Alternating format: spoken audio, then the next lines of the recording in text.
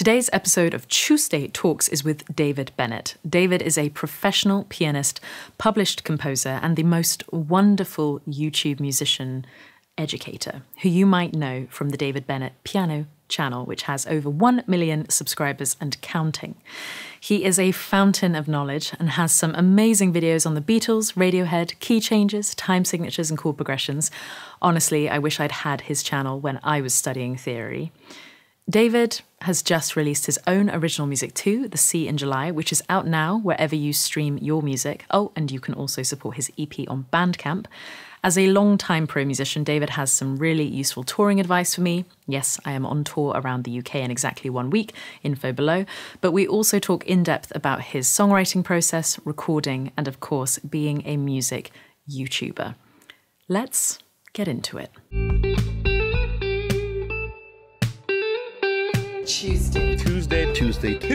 Tuesday Talks.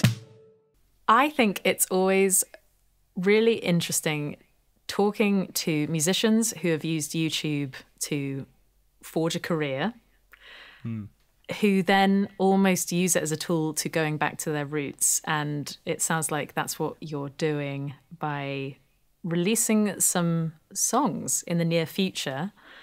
Tell me more about that. Yeah, so I'm going to be releasing an EP of 4 songs called The Sea in July.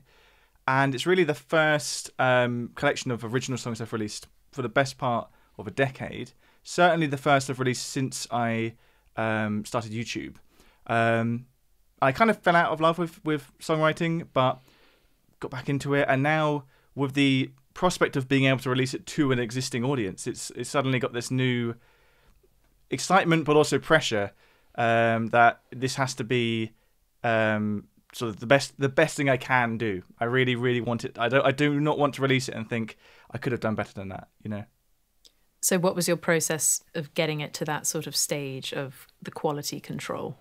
I think I'd been out of the game of original songwriting for long enough that I definitely had to kind of learn the ropes again. For me, a big hurdle has always been vocals, because although I do sing, I've kind of established long ago that my songs are usually better off with someone else singing them. So how I used to operate back when I used to do songwriting is get other people to feature on my songs, and I would sort of just act as producer. So a big part was just finding the right singer, but I had to get back into the network, sort of. And thankfully, I've got some friends who are still very much in the local scene, so I was able to approach some people. But it's also a little awkward, because you might start working with a particular singer and then think, oh, maybe they're not quite right for this project, and you don't want to let people down or upset them. But I also don't want to come away from the project and think, I don't think it was the right singer. So unlike with yourself, where, you know, that question is answered for you, like you're going to sing your songs. So that was the first hurdle. I wish I could. I wish I could audition other singers. I feel like maybe other singers would do a better job of my songs. You still could. I almost think that people who, I guess, like for me, I've established that I quote unquote can't sing, so I have to get someone else. But yeah, I guess all singers deep down they question whether they can sing. I definitely think you can sing, but I know that like all singers, even the best, are like sometimes doubting themselves, particularly like on certain songs or certain sort of challenges. It is an interesting dichotomy, because I think it's just about sort of like feeling energy. It's such it's such a full body experience singing, and if you're just not feeling quite right, or I don't know, I'm just thinking of rehearsing recently, where I'm just sort of like, how did I ever sing some of these songs, because they are just pushing me, and I'm just realizing that maybe I'm just building like that stamina back, and then also just, you know, sort of like aging as well, which should technically mean that I have sort of more support now that I'm in my 30s and have the sort of voice that I'll have forever. But yeah, it's one of those things that the song choice and how I write is obviously for my voice, but how I've written over, 14, 15 years of these songs that I'm now playing, it's evolved and changed. I mean, it's really interesting. So who did you settle on? And was it one singer for all 4 songs, or was it multiple singers? So I settled on 2 singers. One who's on just one of the songs, and the other is on the other 3. On the single song, which is called "See You Again," it's a guy called Jack Soughton, and on the other 3, it's a guy called Chris Mathewson. And they're both brilliant. And it was really interesting, actually, because both of them kind of demoed all 4 songs, even. So I could hear all 4 songs with these 2 very different interpretations. And it's at that moment when you realise you almost get option paralysis, where it's like, well, these 2 singers have brought such different options here. What about other singers? What about, like, there's so many things to consider. But I think in the end it was, when I bounced off a few friends and we came to the conclusion that a certain singer suited certain songs, and we went forward with that. With the nature of your YouTube channel, though, and you saying that you had to almost get back into original songwriting, the way you study other songwriters, from people who are releasing today back to the Beatles and, so on, what did you have to relearn? I'm so intrigued. I think so. It's interesting that you asked that, because the bit that I had to relearn was more kind of the process of taking a song from a voice memo on your phone to a final production. But the bit which I had definitely got sort of just like quietly better at whilst I've been doing these YouTube videos for years is the songwriting and arranging part, the actual initial part of creating the song. I think I had definitely just absorbed a lot about the processes that other people use to write songs, and I'd observed a lot in that time. And I'd also sort of I'd got out of a lot of the old habits I used to have, and I could start kind of afresh. But the bit that I really struggled with was just like, okay, I've got this demo. What next? Do I just go into a studio? Do I craft out a demo? And it was very much a 2 steps forward, 1 step back situation over the course of about 2 years, really, until I got to a process where I was like, oh, okay, this is how I'm going to create my songs, and maybe next time I'll just be able to go in and just replicate that process. Is the voice memo you at the piano singing, or is it just ideas and then you're throwing it into a DAW and messing around in Ableton? What's your process, even just capturing the voice memo? So most of my songs start as just like a little doodle on a voice memo, usually like one section on piano, maybe guitar, rarely with a vocal melody. So rarely with a lyric. It will have a vocal melody, but no definite lyric.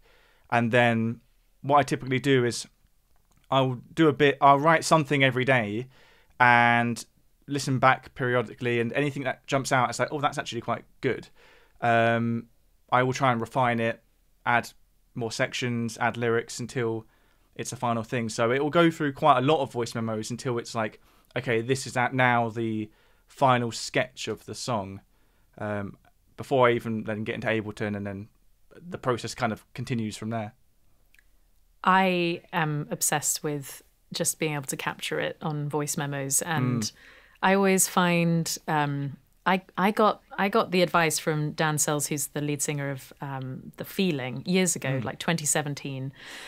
And he just said, he was like, are you always writing? And I was like, hell no, I'm not always writing. He was like, well, you should be writing every day, just a little bit. Even if even if it's just a lyric or just like a little noodle on the guitar, just be recording a little bit and just have this library so that you always can come back to something when you have a moment or you're not necessarily inspired, but you just sort of need to find something that reignites an idea. Definitely. And now it's sort of like this hobby that I save for plane journeys when I can't, I'm on my phone, but I can't be distracted by something else, and just going through those voice memos. How many voice memos have you accrued? And also, were there only ever 4 songs, or was it more songs that you've sort of whittled down to these 4 that you're releasing? So it was definitely more than 4, and the original 4 chosen, only one of them survived to the final cut, which I think is a good thing, because I think what I used to do is get too precious about songs, and it stops you from, once if your aim is to write 4 songs and you just bang out 4 songs, if your 5th song was going to be better than all of them, you'd never find out. So I think that the great thing, like you said about that Dan Sales said to you, is if you write every day, songs don't become so scarce. If they're so abundant, each individual one isn't like so precious to you. So you're happier to just throw it away if it's not right. So yeah, I would write at least something, just an idea every day. And I wound up about 2 years ago with 4 songs that I wanted to move forward with. And then over the 2 years of making the EP, songs came and went from that list. And now the only one that survives from the beginning is a song called Blue. And the other 3 were written more recently, really, at different stages. It's actually quite like even out, like across the 2 years. There's Blue, that's the oldest one, and then the other 3 kind of came along. I really like that idea of, I feel like with songwriting, you almost know how people are going to react to it before you've even let them react. So I don't know whether you played them to anyone, but then sort of watched your own feeling of the songs when you started to realize that maybe the earlier ones weren't, not that they're not good enough, just that they're not part of this project, and being selective and sort of having that, quality control thing for you personally of your own tastes and how your taste has evolved. And I think that's the thing with songwriting that I find I get obsessed with whatever song I'm working on. And then as soon as I've moved on, I'll go back to that song and be like, why was I spending so much time writing and rehearsing that? And it's sort of like my taste has changed or evolved. And the feeling of playing the song live to someone else in the room, I don't even need them to tell me what they're thinking. I will already know whether or not it's good enough or not good enough. So what's your selection process in that way? What you just described there, I have that exact experience, not only when I play a song to someone, but when I have just released a YouTube video. So the moment the YouTube video goes out, I will then watch it again, and somehow only in that moment can I watch it through the eyes of a viewer, and then I can see like, oh, this is actually quite good, or oh, why did I do that? That's really boring, or that's a mistake, or whatever. And yeah, same with songs, like you said, it's the moment you're playing it to someone else, you can now pick up, like you can get your empathy working and understand how they're feeling about it. So typically, the ultimate test is that I play the songs to my wife. And she's always very honest, and that's a good thing, I think, in the long run. Sometimes in the short run, it can be, a bit when you're really excited about this new song, and someone's like, it's all right, and you need that. But, you have to get used to that, I think. And I think you have to do that with yourself sometimes as well. You have to not get too attached, because everyone's favorite song is the most recently written song, and you have to remember that you have to step back. So for me, the ultimate test is I have all these voice memos, and I would typically then kind of leave it for a week or 2 and then listen to it again. And you have those totally fresh ears, and you can come into it with as close as an objective listening point as you possibly could. Well, firstly, the criticism within your own family, I wish people were nicer to me. And I feel like just the journey of my own musicianship, or beginning to write songs from the age of 15 to now, I'm just like, oh my God, how did my family actually put up with me forcing them to listen to these abysmal songs? But they were so true as well. They never lied to me. So now when they say, oh, that's a good song, it's like, I trust. I had to trust their no to trust their yes. Yes, yeah. And the only other difficulty I do find with being a songwriter, it's so cathartic, it's so personal, it's a little less removed than maybe a YouTube video. Although you put your heart and soul into a YouTube video as well, it's maybe a little bit more of a separate project. Whereas I feel like it's soul searching. Yeah. And it's a bit of you that you've bottled and put there for someone else to go, or, oh, that's amazing. Yeah, it's just, I'm glad you have that, but also your family is also not your audience, and that's sometimes hard. Maybe you are trying to target exactly what your wife listens to or whatever, but then I think of like my parents, and I'm like, well, they're not really my audience. They're not really who I'm searching for. Same with some of my friends, just the eclectic music tastes within my friendship groups. I just sort of think, yeah, I'm probably not the musician for them. But if they turn around and go, ooh, that one, I'm like, thank goodness.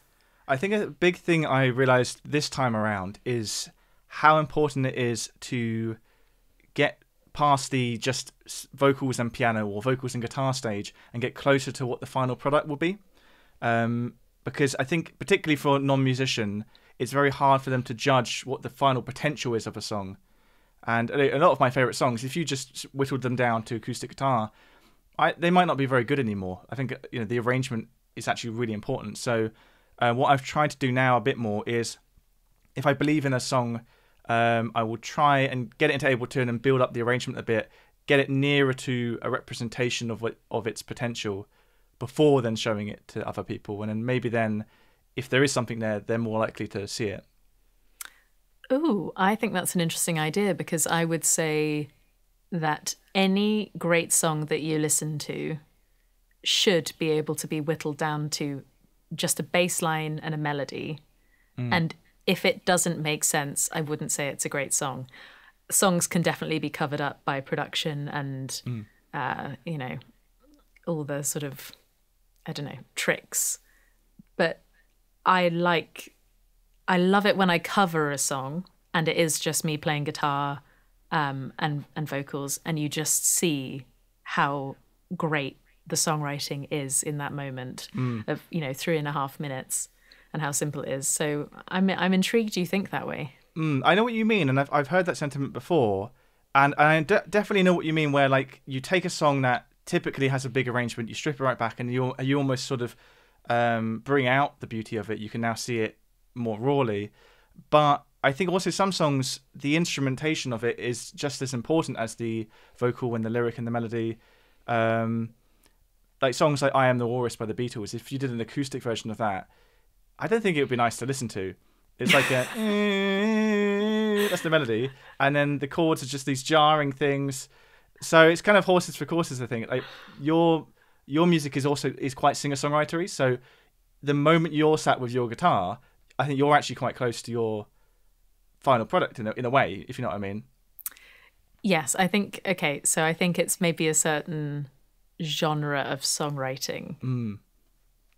But I totally agree with what you're saying. And even I Am the Walrus, stripped back to acoustic guitar, would be an interesting listen. It wouldn't be a bad song, but it wouldn't necessarily be that's Ed Sheeran's next big hit.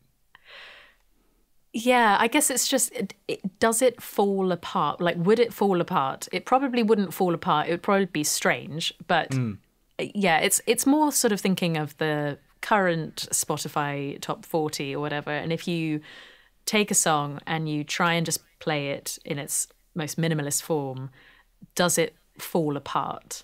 And I would say, I guess this sort of applies to more recent songwriting, where everything is maybe there's just more songs out there, so there is therefore more how do I put this in a politically correct, I shouldn't be so politically correct about it, there's more crap to sift through, but it was also just it's a lot more inexpensive to write and release, and now we have AI writing and releasing on our behalf, in comparison to in the 60s, 70s. There was still rubbish released then. Let's not be so precious about those eras. But it was just a lot more expensive to actually get rubbish made. So yes. Yeah, you couldn't get to that final release and mass distribution anywhere near as easily. But yeah, there has definitely been crap music and crap number one hits, not just like near the bottom of the charts. Like if you go to a random date in the charts in the past, yeah, you'll find some classics, but you will also be like, what on earth is that? I've never heard of that, because time has rightfully forgotten it. Yes, yes. And talking of forgetting songs, I'm just finding, and I don't know whether you have this sort of feeling with songwriting, but when you do become obsessed with that new song, and it's just what I'm finding right now, I'm realizing like I'm doing a half-hour acoustic set at the beginning of my show and then full band, sort of almost an hour set afterwards. So it's 2 separate shows, but both sides of me. So I get to be acoustic and then I get to be electric. Nice. And full band. And I was literally earlier this afternoon, I was running through my acoustic set and I was trying to weasel in some new songs. And then I just realized, I was like, no one wants to hear these yet. Like these are not tried and tested. I haven't given them enough time. I'm really proud of them and where the sort of certain direction is going. But I should really stick to Ye Old Faithfuls here and make sure that this is like really slick and just professional. And then also so that when people are like, hey, what was that song that you sang fourth in? I can be like, oh yeah, it's already on Spotify. You can already find it, rather than being like, oh, that one you liked? Ah, yeah, it's not ready yet, not released. And it will be a year and a half before you actually get to hear it. I don't know whether you have that sort of same feeling with songwriting, just in general. Like I get so... I do love that moment before I then make a video, including the song, where I do get time to myself with it, to let it grow. How do you have the discipline to wait a week before sort of listening to it again? Or do you sometimes have ideas that are just in your mind, like you're walking down the street singing it, being like, ooh, that one might be something? Yeah, I know what you mean. And some ideas I will come back to a few days on the trot. I think at some point, even if it takes a few, like it's gone through a few incarnations, I definitely apply that test of letting myself forget about it and then coming back to it. Because I think it's in that moment when I listen to it again with fresh ears and I think, oh, that's actually really good. That's when I suddenly, to myself, have the all clear of like, let's put the precious time and effort into bringing this into a more fully fledged demo. But I know what you mean. It can be very easy to get tunnel visioned on your most recent creation. Something I sometimes think is I'll be listening to a new artist that I love and I'll get really inspired. I'll write a song, I'll love it, and then I'll listen to it in a couple of weeks' time and be like, oh, I just wrote a kind of worse version of that new song I like. And that's why I liked it so much, because it sounded like my new favourite artist. But actually, from an objective standpoint, it's not my best work. I caught myself the other day just thinking about some lyrics and just the way I was feeling. I was feeling very emotional. And I was like, oh, I've got this feeling to sit down and write. And then I realised I was just writing Fire and Rain by James Taylor in my head. And I was like, okay, I think that idea has been taken, just casual 54 years ago. Well, okay, so in terms of falling down a rabbit hole, your YouTube channel goes into a lot of detail about other songwriters and just sort of the craftsmanship, or discovering that some of your recent videos, songs that you didn't know were covers. How do you go through the process of all that research, putting it together, and then providing us with the educational deliciousness that you do? Well, thank you. Well, really, at all times, I have like a long list of video topics that I want to do. And for each of those in the list, there's a separate Google Doc. And as I'm listening to music just casually day to day, if I hear an example of something like, I don't know, like I recently did a video on tritone substitution. If I hear that sort of in the wild, I'll be like, and I write it down in the list. And then when I get enough sort of organic examples like that, I will then actively search for more by going through on sort of Reddit or on forums online. I'll go on other YouTube videos on the same topic and look in the comment section and be like, oh, did you know this song had a tritone sub? I'm like, thank you very much, I'll have that. And just like treasure hunting for all of these different like examples. Because for me, what my sort of like ethos with music theory education is, it has to be examples first. It has to be like practice first, then theory. So if I can't find enough songs that are not only great examples but also well-known songs, like noteworthy songs, if I can't find that, then the topic isn't worth discussing. But usually I have a good gut feeling of like, there's enough. I know there are examples out there. I just need to find them. So once I have them all, I then kind of the script will begin to write itself, because there'll be some examples which are doing it a certain way and others that are doing it another way. There might be a really archetypal example, or one that is a bit you may not have expected. Like Toxic Britney Spears is a great example of tritone substitution, which is usually a technique associated with like John Coltrane. So let's put that one near the beginning, and that will hook people in. And also the Me Shop channel theme from the Nintendo Wii, that's basically got a tritone sub because it's a bossa nova. So let's get that in there at the beginning, and all of the more nerdy stuff, the eclectic stuff, that can go right at the end for the stragglers who are still there in the 20th minute of the video. Oh my goodness. Okay. And so you began your YouTube channel in 2018. Yeah, this one, yeah. Who was inspiring you to make videos, or were you just noticing that there was sort of like this niche that needed to be filled? So I'd been obsessed with YouTube for a long time, and I'd made a few different channels, like a more traditional kind of piano tutorials channel and a piano covers channel, all sorts of stuff. Nothing had really taken off. I even did my university dissertation on how to be a musician on YouTube. But it still took like 5 years after that to even like start this channel I'm doing today. But basically what happened is I was already a big fan of educational YouTube, watching things like SciShow and Vsauce and Crash Course, all that sort of stuff. And a friend of mine introduced me to Adam Neely's videos, and I was so hooked. I like watched every single one, and then watched them all again. And it was like, if someone had like set out to make videos for me, that's what they would look like. So primarily it was Adam's videos that inspired me. And then as I was starting to get the idea in my head of like, maybe I could do my own channel, David Bruce, who I believe you know as well, David Bruce, composer, he started his channel, which is kind of similar to Adam's, I guess, but more focused on classical music. And that the combination of those two just kind of gave me the template of like, okay, I could do that, but with my own sort of spin. And my style kind of just evolved out of that. I didn't think, oh, there's a niche in the market here. I just thought, I want to make more of what these guys are making. That's very cool. Have you met Adam?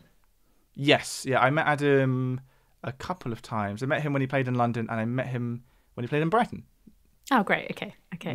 Cool. Yeah, which is very exciting because, as I said, he's basically the reason that I started the channel. So meeting him was like a kind of full circle moment of like, I'm here now. Well, I'd say he's responsible for me and my channel too.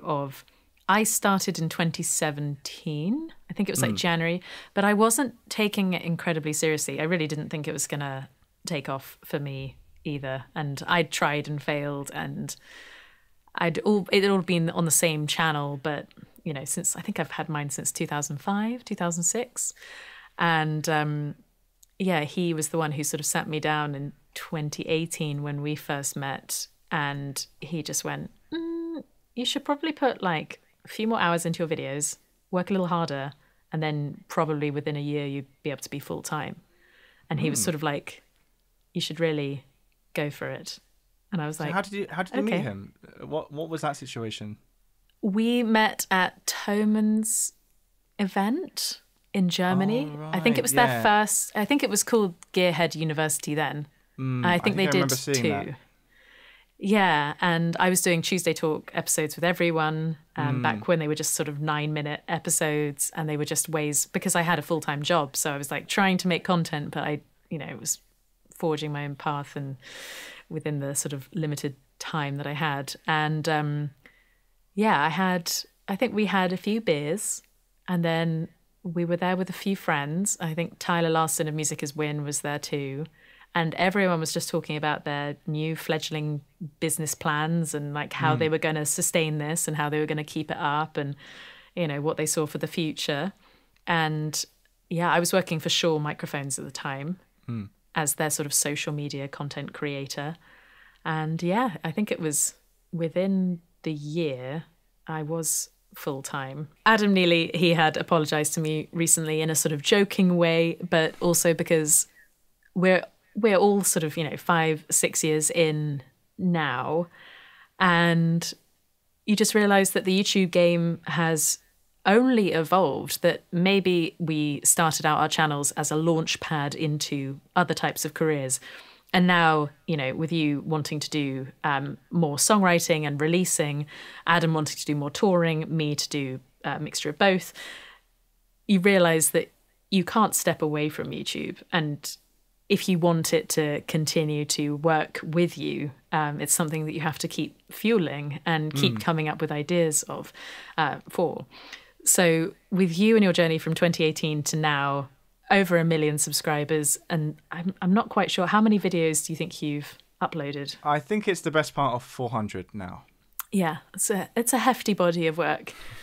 Where do you see your future on YouTube going? And have you always done sort of like faceless videos and then a mixture of your talking head in the videos, or is this a sort of more of a maneuver recently? I just feel like I've noticed in your content that you're not in your content as much.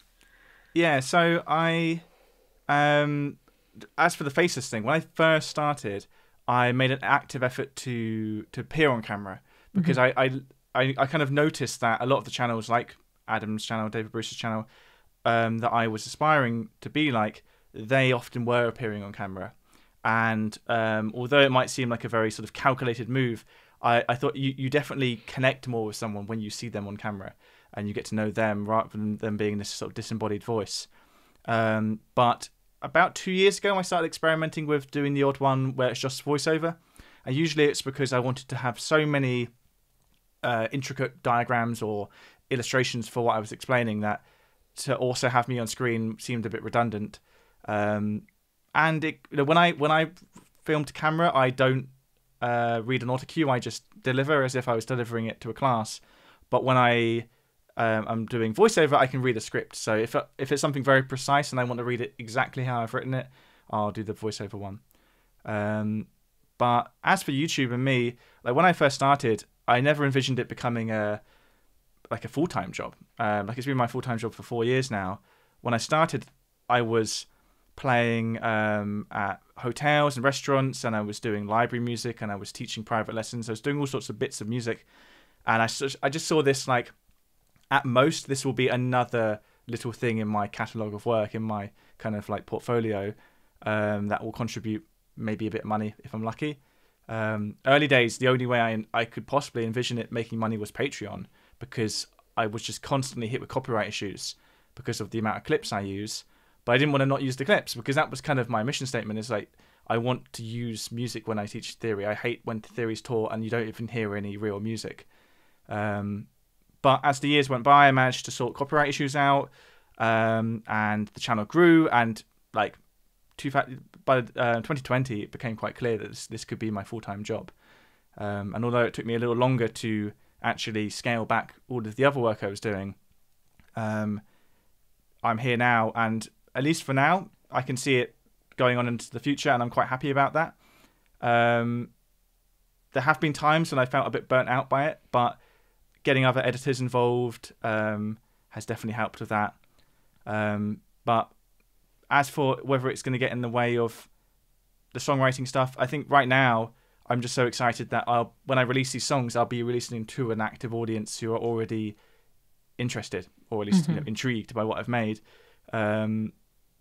I can see, though, like with Adam, who is now doing more touring and less YouTube, how there's only so many hours in the day, there's only so much effort you can put into stuff. At some point, it might actually go the other way and be a hindrance to a career, potentially. But for me, that's a problem I'll address if and when I get there, I think. I've been thinking recently, just with the wave of people burning out and leaving their YouTube channels or getting other presenters in and sort of evolving them. One of the things I have thought about the benefit of being a full-time musician before becoming a full-time YouTube musician, which, to be honest, I tried and failed at a few times and had to get full-time jobs in in the meantime, when I would get a touring gig, and then I would crash and burn after that, and I wouldn't be able to find any more music work or session work, or I would try and do like little teaching jobs and here and there. And all I was just thinking while you were talking about all the things that you were up to, and then having YouTube as an extra sort of stream of income, is I'm just like, well, YouTube is all the jobs that you were doing already combined into it. And I think that's why musicians are at an advantage. And then when it comes to, so you're already used to having 10 jobs. Yes, yeah. Because of all those different streams of income and different styles of music that you're doing. You know, running a wedding band is already a number of jobs, because it's not just performer, it's not just driving, it's not just organising, it's finances and you know, team management as well, getting the band together. You already know how to file a tax return, which is already useful. That is already useful. We already know the worries of that. And I feel for other creators in a way, and I hope this speaks to you as well, because when it comes to ideas, when people are like, I just don't know how you come up with all these different ideas, and I'm just like, well, I've got the history of music behind me. There's always something I can be talking about, and there's always something to be researched and educate people on from any of the era. Like I wouldn't be able to make enough YouTube videos really in my whole career. And I do feel for people who've gotten into YouTube in a different lane, different subject matter, and they don't have that almost resilience that musicians have to have. You know, and even just the sort of like turning up on time to rehearsals, being disciplined from probably the age of 6 or 7 in this thing that it wasn't helping with schoolwork. It was always a hindrance to schoolwork too. So I'm just sort of wondering whether that resonates with you and your education growing up, and then translating over to YouTube, and obviously stepping away from the other roles that you had in your own music business. Well, I definitely think that musicians are... One thing that all musicians have in common is they're someone who can obsess over something enough that they can put those hours in to get really good at it. Because the one thing involved in learning a musical instrument, above all else, above raw talent or just anything else, is, did you put the time in? And realistically, the only way to put that time in is to be incredibly passionate. So musicians are already the type of person who, if they're excited about something, they'll do it. And I think you need that level of drive for YouTube, because realistically, you're going to be trying to do it for years before anything takes off. But like you said, musicians also have... a successful musician is likely to already have that skill set of being good at time management and being good at multiple different skills. Like, I already knew how to video edit. I already knew how to do Photoshop. I taught countless hours already, so I already knew how to teach. I had lots of real world experience from playing music, so I had all of these things going for me already. And I definitely think that other YouTubers, if the content is about their life, for example, eventually, if their life just becomes making YouTube videos, all they can then make is videos about making YouTube videos, and it kind of self-cannibalizes, and they just basically dry up as a channel. Yeah. And I mean, I have found that I'm just I do like, I don't know, 8 different types of videos. And one time I was thinking about your channel, and I was sort of a little bit envious of how well researched and how you can go into the music theory world, which knowing people like you, knowing people like Adam, I stay away from music theory because I have my 2-1 in classical music from Bristol University, but sometimes I watch videos and I'm like, I have no understanding of that, or I would never have thought of that, or I definitely don't think about that whilst listening to music. But yeah, I think it's this sort of just, I love the fact that you can have a number of musicians on YouTube and they all have different lanes. And I think that plays into finding your own voice as a musician, again, translates to finding your own voice in your channel on YouTube. And even, talking of your influences with David and Adam, you're still different to them. It's along the same lines of just, the broad terms of music theory, but actually all the different styles. So, how do you see the future? Actually, going back to your songwriting release, do your audience know it's coming? So not particularly. Some on Patreon they do, but what I didn't want to do, and I'm glad I didn't because it inevitably happened, was say, for example, like a year ago when I thought I was almost done, be like, hi guys, the video, I'm going to make an EP soon, it's going to be out next month, and then suddenly have this deadline I've imposed and not meet it. Because like, as I was saying earlier, I really, really wanted this to be the absolute best it could be. And there have been a lot of like 2 step forward, 1 step back moments where I actually had to kind of go back and do something again or rethink something. So I'm glad I didn't have that time restraint of a deadline I set myself. Obviously, it can be beneficial to have like a build up towards a release. But I think on this occasion being my very first time, I benefited more from being able to make mistakes and not be watching a ticking clock. Yeah, I would say, having learnt from my own lessons, only do the build up when you have the finished product. Yeah. For sure. I mean, I'm now I have a rule with my team where I'm not allowed to promise anything until it's finished. Which luckily I've never really fallen into that trap. I think I've always delivered, but it's just that I don't want anxiety around creativity and the process behind it. There's some input you do need from your audience, but there's also, that can go wrong as well. So yeah, I'm really, really intrigued to listen to all this music. Thank you. Yeah, I'm terrified and excited for everyone to hear it. I've the last time I released music, which must have been 2016, it was just to, my friends and family, really. Like, I didn't realistically have like a fan base of any sort.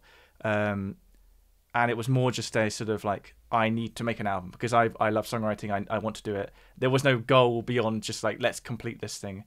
But I do think that experience almost sort of disillusioned me a bit from songwriting because the final product didn't sound quite as good as I wanted it to. And then for literally years, although I did a lot of composing, instrumental stuff, and I did a lot of commercial composing, I didn't write my own songs with my own lyrics and my own vocals until like 3 or 4 years ago. I think it's a very hard thing to overcome when it comes to listening to something and not enjoying the sound of your own piece of work. And I think it's something everyone has to go through because, again, it's evolving your taste, evolving your technical ability, learning how to make things sound good, especially if you're self-producing, or being able to afford extra help with production.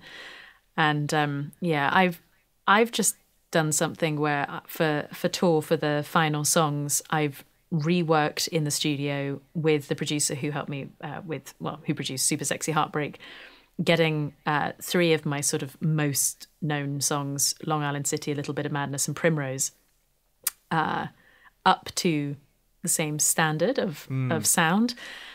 And actually, the only thing that I am proud of is that I produced those songs originally that have been on Spotify for years. I think I produced them for like 100 quid. Yeah. I'm literally not... I think I pulled as many favours as I possibly could. I had no money and I just needed music out there, especially when I was starting the fledgling YouTube channel and sort of like going on Anderton's TV and stuff like that. And now I sort of look back at them and I'm kind of like, oh no, am I actually taking away what those songs are? Hopefully not, because hopefully it will bump up the live show and it will, they'll have all the sort of production elements that I kind of want, as well as the live instrumentalists. But I don't know whether I know it's sort of hard to look back at those things and be like, okay, but do you look back on them now and sort of go, well, I wouldn't be here without that? Yeah, like they're all steps you had to go through. I think the hardest bit is when you listen back to something, that you're planning on releasing, your heart set on releasing it, and you're not happy with it. Because if you weren't necessarily going to release it, then at least you can be like, well, I tried. I can see where I went wrong. Next one will be better. But if this was a song that you really wanted to bring out into the world and it just didn't come out right, and you believe that with the right resources, with the right people, it could sound right, it's so frustrating. But I think it's true for self-produced and when you have other people involved, because self-producing is basically an entire other skill you have to learn adjacent to music, along with lots of expensive equipment to buy. And like, what do you buy? Like, what do I need? I don't know. It's like a whole minefield. But even when I've had my songs produced by other people, their vision can sometimes be different, or the amount of hours they're willing to put in is not the same as I would, because they're not as passionate about it. And that can almost be just as bad, because now you've paid to palm the problem off to someone else and it didn't even solve the problem. Mm-hmm. It is that gap where you begin, you're here, but you want it to be here. Yeah. And it's whether it's your skill set and trying to meet in the middle and trying to pull back this idea and actually meet in the middle, or is this another person? Is this their opinion, their taste, and this is you? And then again, trying to communicate. It's incredibly difficult. And I mean, once you have that bond with someone, it's quite hard to break from them too. And it's a very difficult thing to wrestle with, and I've had to learn it. To be able to do the singer-songwriting whilst doing the YouTubing, I've had to build a team. And yeah, you sort of think like, well, no, okay, I'm just going to take that piece of work and be a control freak because I need to just get it to where I'm at. But actually, if you don't give that other person the opportunity to see where they can go with it, and maybe that one might not reach where you wanted it to reach, but just release it anyway, the next one, and then the next one after that will only improve. And so that's just my word to musicians out there who maybe you're not giving enough faith to a producer, or maybe they just are wrong. And so being really, really careful and not thinking that the producer is going to make you famous. That's the other thing. Yeah. The team that you hire are not the ones who are going to be doing any of that sort of like promotional work, but they're putting their name, they're trusting you with their name on the project. So yeah, that's just I've had that realization. And it's been very, very difficult. The thing I realized during this process is for the first time on this EP, I had someone else mix and master. And I think going into it, I thought that mixing and mastering would elevate songs far more than it actually did, in my experience at least. I think like I got the song to the point that I thought it sounded like 90% done. And of course, there's an element of kind of like pre-mixing there. Like, it's not just all dry recordings. There's reverbs and certain choices made already. But then sending it to the mixer and it coming back, rather than the sort of 10% taking it to 100%, it sounds great. It was at most like another 3 or 4% along, and it still didn't sound like the final product to me. And I kind of realized that, you know, it's like sort of like, not to completely degrade what I made, but it's like garbage in, garbage out. It's like if what went in wasn't up to the scratch that you wanted, it's not going to suddenly miraculously be fixed by someone else's input. And I had to go back a bit and re-record some bits and rearrange some bits, and suddenly I realized, the problem wasn't going to get fixed down the line in the mix. You know, it literally needed the core ingredients needed to be right before the recipe could come together. Yeah, I've been there too. I mean, you have to fix it in pre, not in post. Yeah. And I mean, that's the best thing about music and the best thing about production is actually you don't need to overcomplicate it.